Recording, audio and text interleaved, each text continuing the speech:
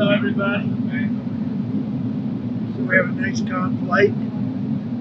I think the trip was great. We had a lot of good response, even from the fake news. And I think Greenland's going very well. It's in negotiation. And I think what we did today was great. It was great. It's going to be a great board. That'll be a board, I think, like no other. Right? It's a board like no other. A lot of people joining. We just went out with the letters, and a lot of people are joining. Now we have a flight back, and we'll be landing in 4 hours and 45 minutes. And I'm going to be very late for a dinner, but that'll be okay. What are some of the elements of the Greenland concept that you can tell? There was really a negotiation, but it's infinity. The time limit is infinity, meaning there is no time limit. It's forever. It's you hear about 99 years, 50 years. It's forever. That was discussed. We can do anything we want. We can do military. We can do anything we want. And it's being negotiated, and let's see what happens. I think it'll be good. Would the U.S. have no price? There's no purchase price. Would the U.S. have pockets of sovereignty over parts? We have a lot of great things in the deal, and don't forget they're also good for Europe, because when we're good, they're good, and if we're not good, that's not very good for them, because we hold it all together. We're holding it all together. Does that actually give you control of land in Greenland? Does it give U.S. control ownership of land? Do whatever we want to. We're all going to work together, and actually NATO is going to be involved with us. We're going to be doing it in conjunction, parts of it in conjunction with NATO, which is really the way it should be. To be clear, will the U.S. own that? Have any expense, because we're not going to have expense. Other than building the Golden Dome, we're going to build the Golden Dome. And we'll have participation in that also. The cost of the Golden Dome, we'll have participation in that also, meaning with the expense of it. And it'll be like no other. I mean, our technology is incredible. Is Denmark signed off on this, or are they on board with this concept? Is Denmark on board with this concept? I think everyone likes it. I mean, I think I'll let you know in about 2 weeks. Have you spoken with Denmark about this plan? Secretary General Mark is a great guy. He's a great guy, and he's spoken to everybody. And when you spoke with the NATO Secretary General, did you talk about U.S. military presence in Greenland? We talked about everything, and you saw him yesterday. He was interviewed on Brent Bear, and he was very happy. He was very convinced this is a good deal for everybody. How did your conversation go with President Zelensky? We had a conversation. I've had numerous conversations on Ukraine. It'd be nice to end that war. It costs us nothing. We make money. I don't want to make money, but we make money. Whereas Biden spent $350 billion stupidly and lost a lot of money. But it's not about the money. It's about 25,000 to 30,000 soldiers a month, mostly soldiers. A month are being killed. Do you think that did you sign a security deal? Are you able to sign that? Myself and Jared are right now on the way to Moscow, so we'll see how that works out. I had a good meeting, but I've had numerous good meetings with President Zelensky, and it doesn't seem to happen. It's funny. I put out a 35-year war in a day, a 32-year war in 2 days, and other wars. The worst was like 4 days. And this one goes on and on forever, and actually they may have been more complex. Do you think that the trilateral that the U.S., Russia, and Ukraine are having in Abu Dhabi this weekend leads to a trilateral between you, Putin, and Zelensky? Look, it's all good. Anytime we meet, it's good. If you don't meet, nothing's going to happen. I mean, for the first 3 years, nobody met. Under Biden, nobody met. And one thing, if you don't meet, nothing's going to happen. So we are meeting, and we'll see what happens. I hope we can save a lot of lives. That's all. Mr. President, what kind of concessions does Vladimir Putin need to make at this point? He'll make concessions. Everybody's making concessions to get it done. Europe is going to be a part of it. It's got to be a part of it. Look, it's more for Europe than for me. I mean, I'm doing this more for Europe than for me. I'm doing it to save lives, number one. I'm doing it secondarily for Europe. I'm not doing it so much for the U.S. It doesn't affect us very much. Other than the loss of lives, we're not affected by this. It's thousands of miles away. We're separated by an ocean.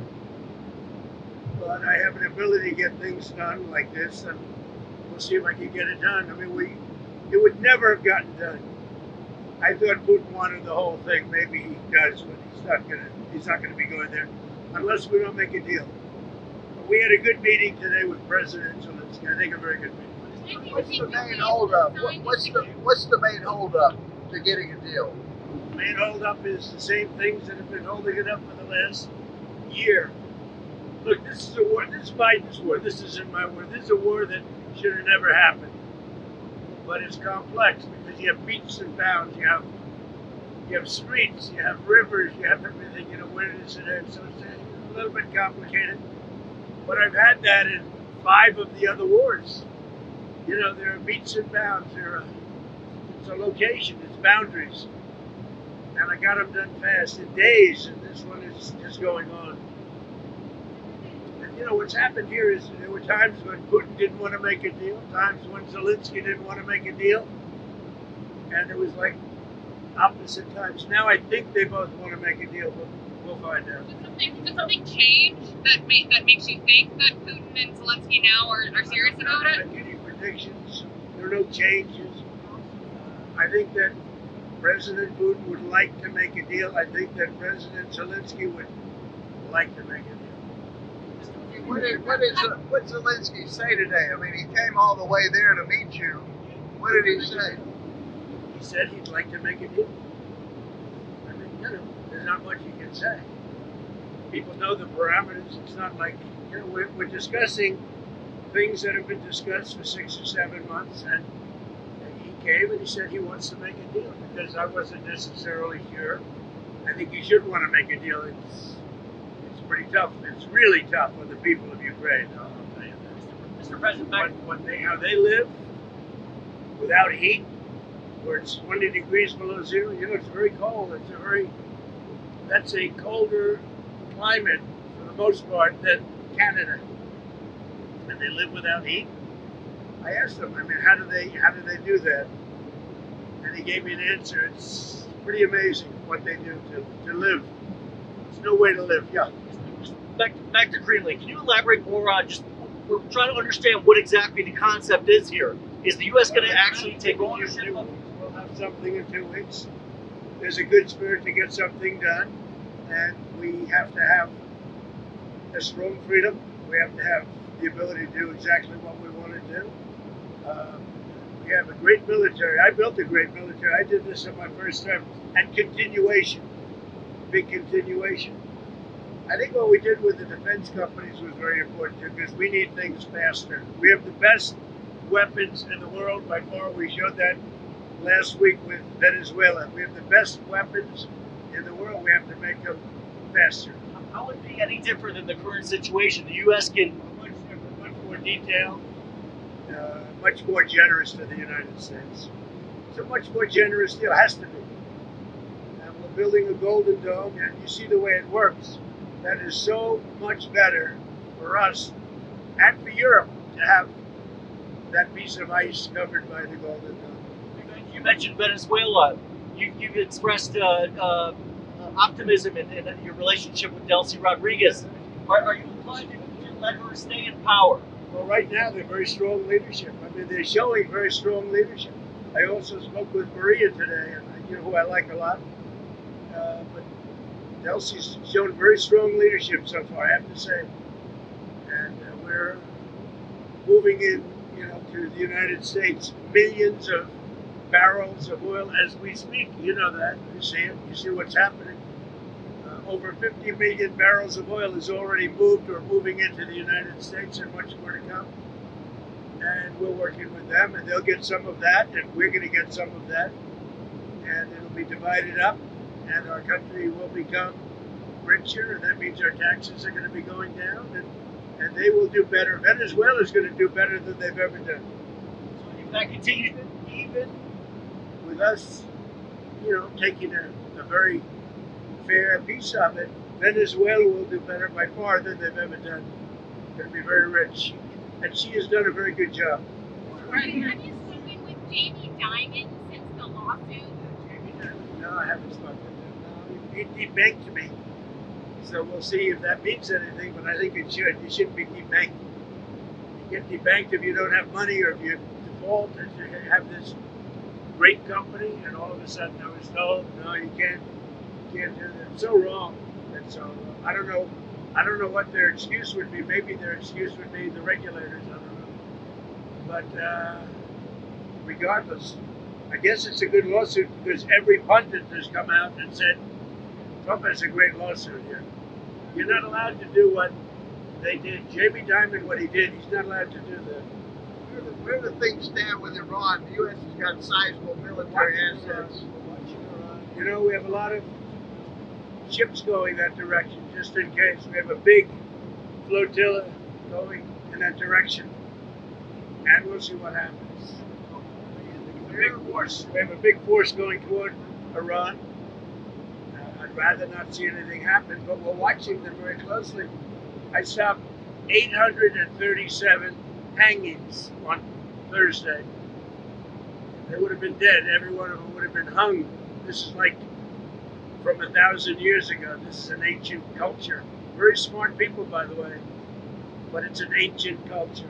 837, mostly young men, were going to be hung on Thursday.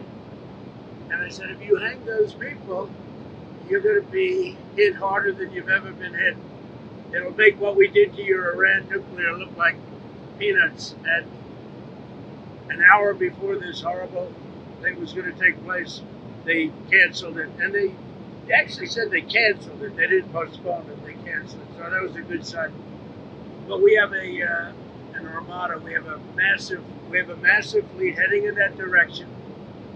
And maybe we won't have to use it. We'll see. you said Would you like the supreme leader to step down or to go into exile? I don't want to get into that. But they know what we're looking for. You said today that they want There's a lot of killing going on. You said today they want to talk and we'll talk. So if you set something up and they asked you, I would. That happened. But we've talked to them a lot. They should have made a deal before we hit them with the nuclear, because we really that was a devastating hit. That whole area is out of play. And if they try and do it again, they're going to have to go to another area. We'll hit them there too, just as easily, much more easily. Because that was very advanced. They were building that for 10 years, and they'd have to start anew. So there was a total obliteration. Are you still planning to go ahead with those tariffs that you had mentioned, and on the secondary tariffs for those affected by businesses in Iran, the 25% tariff? I am doing that. Yeah, we're doing that. If you do business with Iran, you're going to have a tariff of 25%. And when should that go into effect? Very soon. Do you think there's a possibility that the UK or France could join the Board of Peace? Well, I think they're going to want to. Look, some countries have a prohibition, and they're going to their legislatures and getting out. In most countries, the prime minister or the president can sign. You saw a lot of them today. Don't forget, the letter only went out 2 days ago. We had almost 30 people already, at very important countries. But there are some countries, like Italy, who told me she wants to sign. She wants to be desperately, but I think she has to go back to her legislative branch. And we had that with Poland too. He said we want to. I was the one that endorsed him. He's great, by the way. He's doing a great job, Carol. But he has to get an approval. Some have to get an approval, some don't. Most don't, but some do. They have, a legal requirement to get an approval. Do you envision being chairman of the Board of Peace past your second term in office? I have the right to be if I want. I'll decide, see what happens. But they'd like me to be. It's in theory for life, but I'm not sure I want that. But it's going to do great work with Gaza and maybe other things. It could be beyond Gaza. and we'll work in terms of the with the United Nations, who I've always said the United Nations has great potential, but they have not lived up to them. And I say 8 wars, and I never spoke to them. You'd think I would have spoken to them a lot. But the United Nations has great potential. I think working with the Board of Peace is going to be a good thing for the United Nations. Can you tell us who your Fed pick is? said a couple of days ago that there would be something in the works where you could take money out of your 401k to help on purchasing a home. Is that something that the administration is working on? I'm not a huge fan of other people like it. They're talking about taking money out to put a deposit down on a home. And one of the reasons I don't like it is that their 401ks are doing so well. 401ks are up 80, 90% in some cases. And you're talking about a lot of people. We're talking about very mainstream.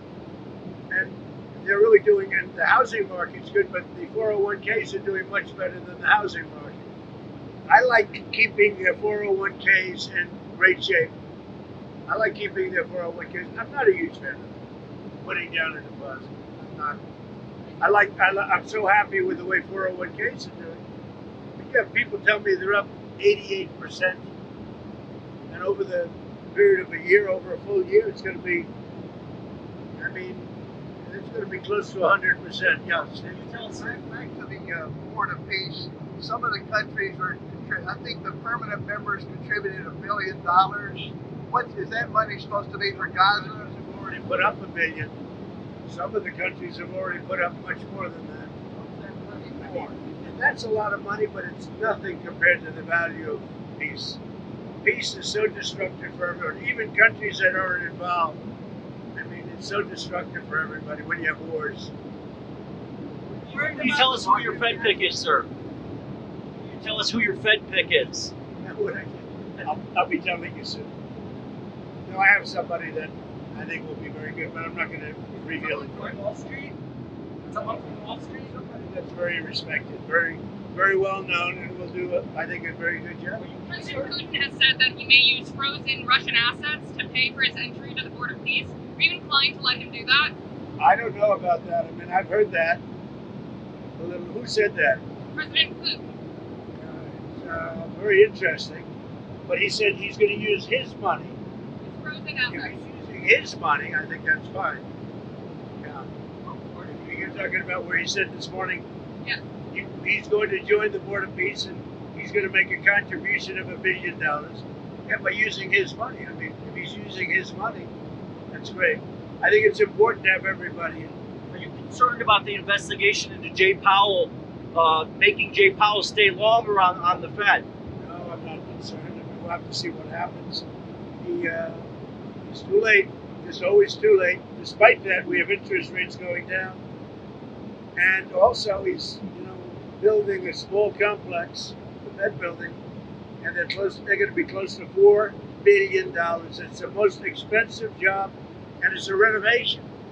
It's the most expensive job per square foot ever built of any kind. It's either gross incompetence or it's worse. Are you done with the interviewing people for the job? Yeah. Were you worried about the market reaction to your tariffs on Monday and Tuesday? The market reaction's been good. It was up very big today. It was up big yesterday. It's where it started. It's very close to 50,000 on the Dow. And nobody thought you could be breaking 50,000 during the first year. So we'll see what happens. No, pretty much even, right? Just about even. The market came up only after you backed away from your threats. As of yesterday, the market came up very nicely. On that 10% cap with the credit cards, is that an end goal? Is it a negotiating point? And are you speaking with certain lawmakers?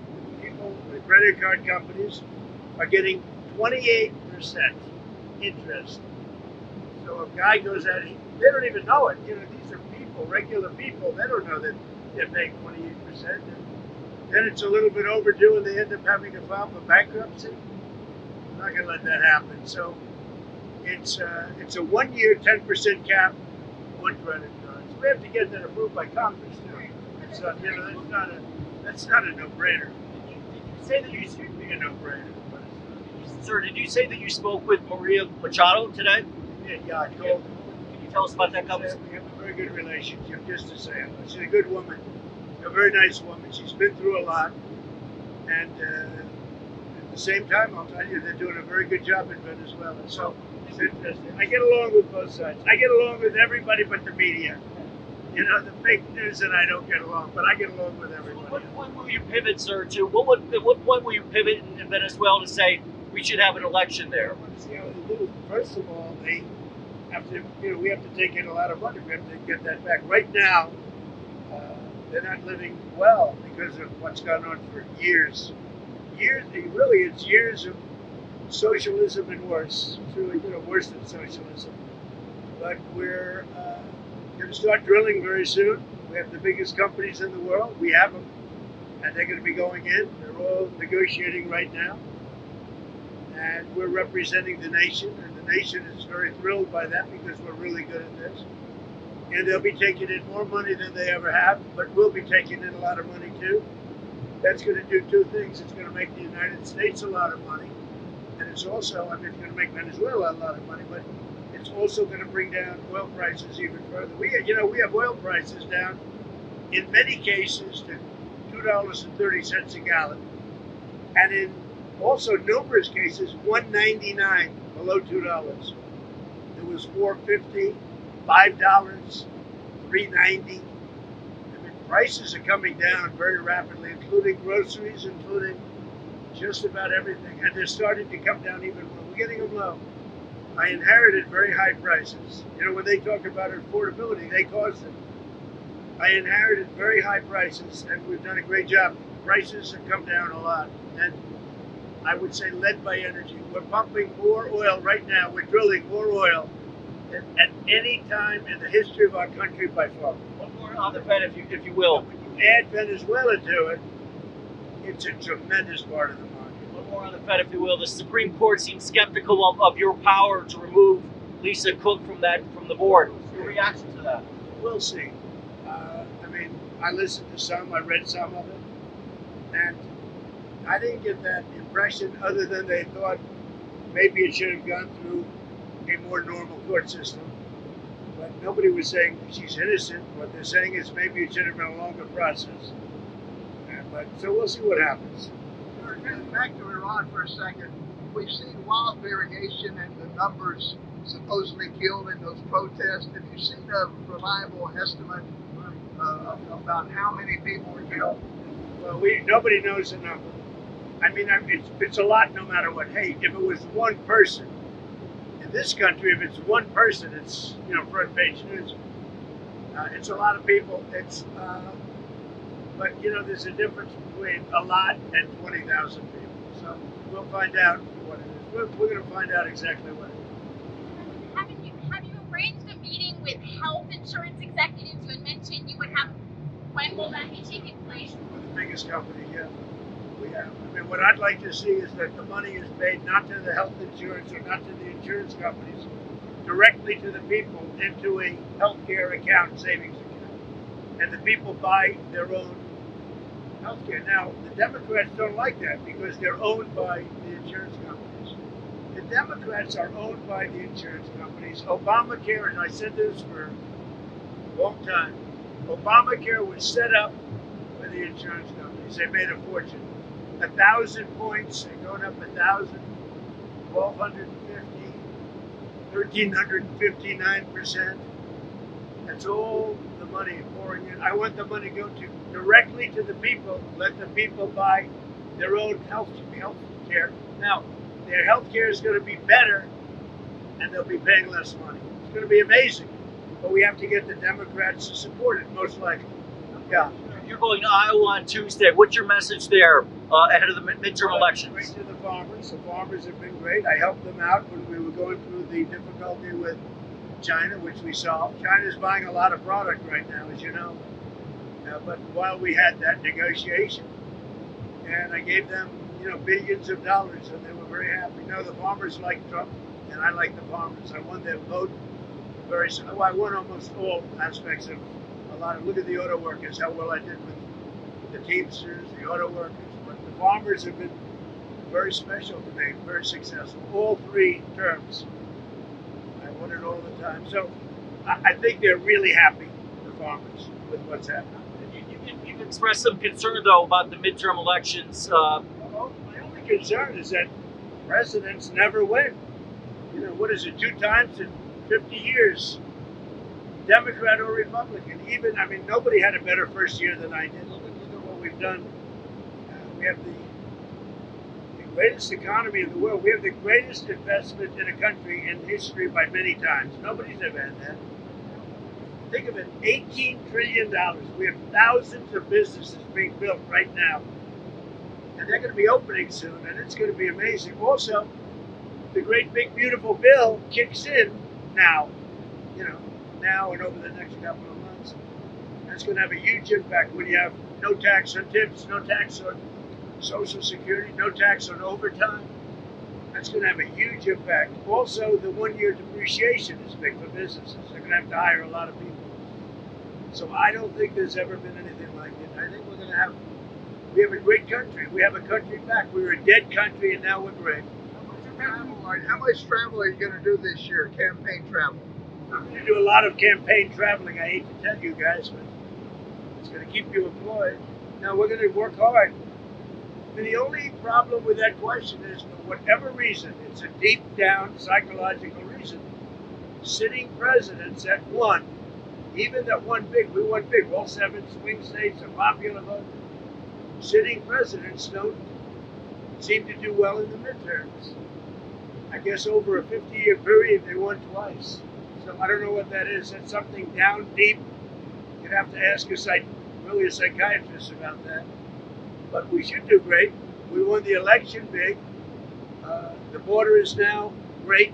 The border is the best we've ever had. The border is the best there is anywhere in the world. Look at some of the European countries, what happened. They wish they had our border. And they tell me that openly. They wish they had our border. And they have to do something about immigration. President, how many times do you think you'll meet with the Chinese president this year? I'm going to make a trip.